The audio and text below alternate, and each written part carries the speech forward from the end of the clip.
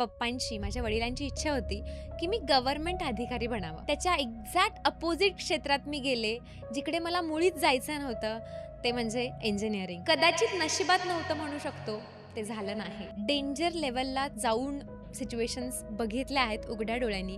जेव्हा मी आता 6वी मध्ये होते, त्या युनिफॉर्मचा बेल्ट नव्हता म्हणून मला शाळेतून घरी पाठवलं होतं, की तो बेल्ट लावल्याशिवाय शाळेत येऊ नकोस. की खरंच लाईफमध्ये सक्सेसफुल होणं किती गरजेचं आहे. तेवढी हुशार होते मी, की कुठलीही गोष्ट अगदी इझिली अचीव्ह करू शकत होते. मी 25,000च्या सॅलरीवरून डायरेक्ट 5,000 रुपयावरती गेले होते. वाईट परिस्थितीमध्ये असतात त्यावेळेस त्याची मजबुरी जी आहे त्याचा फायदा घेतात आणि तेच माझ्यासोबत झालं. पण अशी एखादी व्यक्ती किंवा अशी एखादी परिस्थिती उद्भवते आणि तिथून तुम्ही 100% बाहेर पडता, की ह्या एजमध्ये ही क्लॅरिटी असणं म्हणजे खरंच खूप अभिमानाची गोष्ट आहे. नमस्कार, माझं नाव आहे स्नेहल साळुंखे कवठाळे. मी मूळची साताऱ्याची आहे. आता पुण्यामध्ये असते. गेले 10 वर्षापासून मी माझ्या लाईफमध्ये भरपूर गोष्टी अचीव्ह केल्यात, पण त्यामागं एक अशी काहीशी स्टोरी आहे, जी कदाचित प्रत्येकाची असते आणि कदाचित प्रत्येकाची नसतेही. सो प्रोफेशननी तसं मी सिव्हिल इंजिनिअर आहे. मी माझं इंजिनिअरिंग साताऱ्यामध्ये केलं. इंजिनिअरिंग झाल्यानंतर माझ्या पप्पांची, माझ्या वडिलांची इच्छा होती, की मी गव्हर्नमेंट अधिकारी बनावं. का? तुम्हाला सगळ्यांना माहिती आहे. आई-वडिलांची एक केविलवाणी इच्छा असते, की माझ्या मुलीने अशा ठिकाणी जाऊन काहीतरी कर्तृत्व दाखवावं, की तिला आम्ही त्या नजरेने बघू शकू. तिला ज्यावेळेस आम्ही आमच्या लोकांमध्ये प्रेझेंट करू किंवा तिच्याबद्दल बोलू, त्यावेळेस आमची मान अभिमानाने उंच झाली पाहिजे. पण कदाचित नशिबात नव्हतं म्हणू शकतो, ते झालं नाही. मी ॲग्री टेकला ॲडमिशन घेणार होते, ज्याला आपण बी-एस-सी ॲग्री असं म्हणतो. तिकडे ॲडमिशन घेऊन मला यू-पी-एस-सी करायची होती. तिथून मला गव्हर्नमेंटमध्ये जायचं होतं. बट समहाऊ ते झालं नाही. त्याच्या एक्झॅक्ट अपोझिट क्षेत्रात मी गेले, जिकडे मला मुळीच जायचं नव्हतं, ते म्हणजे इंजिनिअरिंग. मी तुम्हाला खरं सांगते, मी जे-ई-सुद्धा दिली नव्हती. माझं ॲडमिशन मॅनेजमेंट कोट्यामधून झालं. खूप कष्ट केले माझ्या आई-वडिलांनी ते ॲडमिशन मिळवून देण्यासाठी. माझ्या लाईफमध्ये मी भरपूर डेंजर लेव्हलला जाऊन सिच्युएशन्स बघितल्या आहेत उघड्या डोळ्यांनी. जेव्हा मी आता 6वी मध्ये होते, त्यावेळेस जो आपला गणवेश असतो, युनिफॉर्म असतो, त्या युनिफॉर्मचा बेल्ट नव्हता म्हणून मला शाळेतून घरी पाठवलं होतं, की तो बेल्ट लावल्याशिवाय शाळेत येऊ नकोस. माझी आई त्यावेळेस माहिती नाही हे सांगायला पाहिजे, नाही सांगायला पाहिजे आज एका लेव्हलवरती आल्यानंतर, एका पोझिशनला आल्यानंतर. बट येस, तिने त्यावेळेस तिच्या एका मैत्रिणीच्या घरी जाऊन ₹50 आणून ₹50 ला होता तो बेल्ट. तो बेल्ट मला दुसऱ्या दिवशी, आय थिंक तिसऱ्या दिवशी घेऊन दिला आणि मग मला शाळेत पाठवलं. सो ती जी परिस्थिती होती, ती जी जाणीव होती, ती आजही माझ्या मनामध्ये आहे. कारण मला माहिती आहे, तिथं माझ्या आईने काय स्ट्रगल केलं होतं. आजही, आजही ती सिच्युएशन आठवल्यानंतर किंवा विचार केल्यानंतर असं वाटतं, की खरंच लाईफमध्ये सक्सेसफुल होणं किती गरजेचं आहे. सो आता आपण येऊयात परत एकदा यू-पी-एस-सीवरती. माझ्या आई-वडिलांचं जे स्वप्न होतं, ते मी कंप्लीट नाही करू शकले. मी इंजिनिअरिंगला आले, तिकडे पण मॅनेजमेंट कोट्यामधून ॲडमिशन, तिकडे पण लेट ॲडमिशन. सो आयुष्य काय असं खूप भारी चाललं होतं किंवा कॉलेज लाईफ खूप एन्जॉय करत होते असं काही नव्हतं. माझं जवळ कॉलेजचं अर्धं लाईफ फक्त पाठीमागचं काय राहिलंय ते भरून काढण्यातच गेलं. बट असा एक पॉइंट आला आयुष्यामध्ये, गुरु आले, आयुष्यामध्ये श्री श्री रविशंकरजी आले, राहुल भैया आले, जिथे माझ्या आई मला घेऊन गेली आणि माझं लाईफ 360 डिग्री चेंज झालं. सो त्या कोर्समध्ये मी शिकले, की तुमची लाईफ तुम्ही स्वतः कशी घडवू शकता.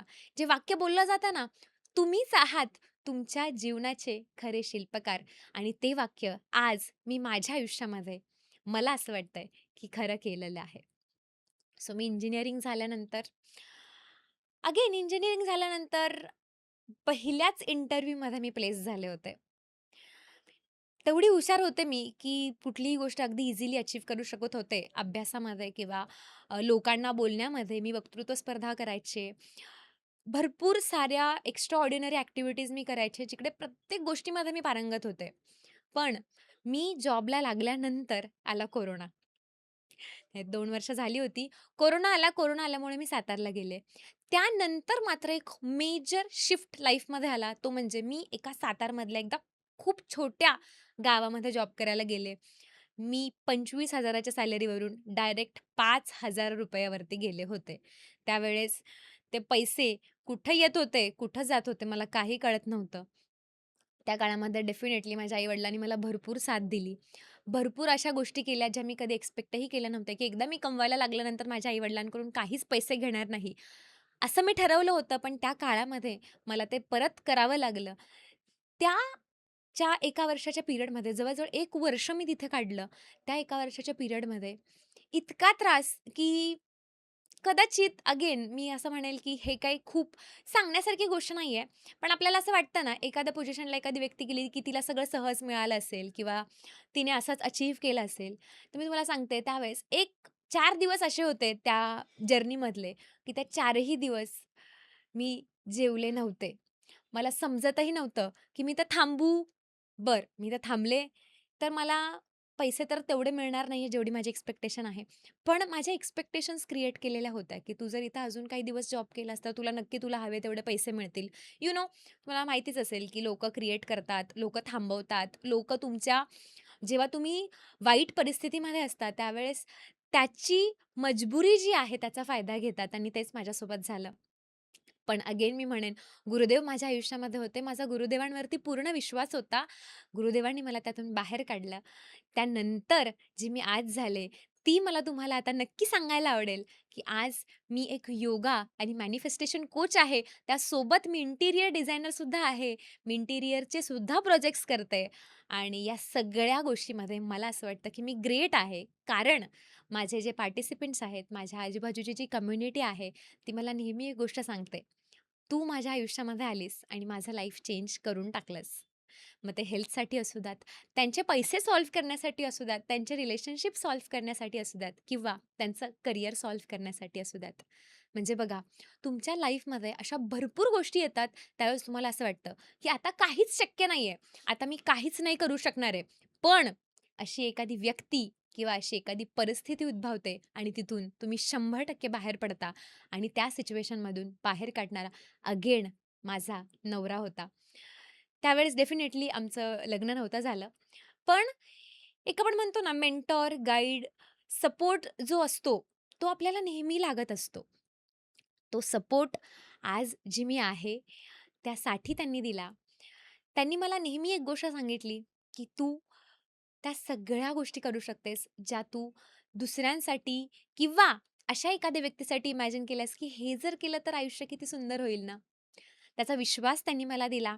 आई-वडील, माझ्या बहिणी, जे आपण म्हणतो ना, आपल्या आयुष्यामध्ये 5-6 लोकं असतात, ते तुम्हाला खूप महत्त्वाचे असतात. ते नेहमी सोबत होते, प्रत्येक डिसिजनमध्ये सोबत होते. चुकीचा डिसिजन असू द्यात किंवा बरोबर डिसिजन असू द्यात. आणि आज ते एवढे प्राउड फील करतात, की येस, आज तीच स्नेहल लाखो लोकांच्या मनामध्ये घर करून बसलेली आहे. लाखो लोकं आहेत, जे तिला म्हणतात, की "तुझा जर आवाज नाही ऐकला ना, तर दिवस चांगला जात नाही गं. तुझा आवाज नाही ऐकला ना, तर करमत नाही गं." सो येस, ते पॉसिबल आहे आणि आज मला असं वाटतं, की माझ्या योगा क्लासला जेवढे लोकं योगा करतात, ते सगळे माझ्याप्रती कृतज्ञ आहेत आणि मी त्यांच्याप्रती तेवढीच कृतज्ञ आहेत. कारण की त्यांनी तो निर्णय घेतला आहे, जो मी माझ्या लाईफमध्ये एका स्टेजला आल्यानंतर घेतला, कुणीतरी सांगितल्यामुळे घेतला.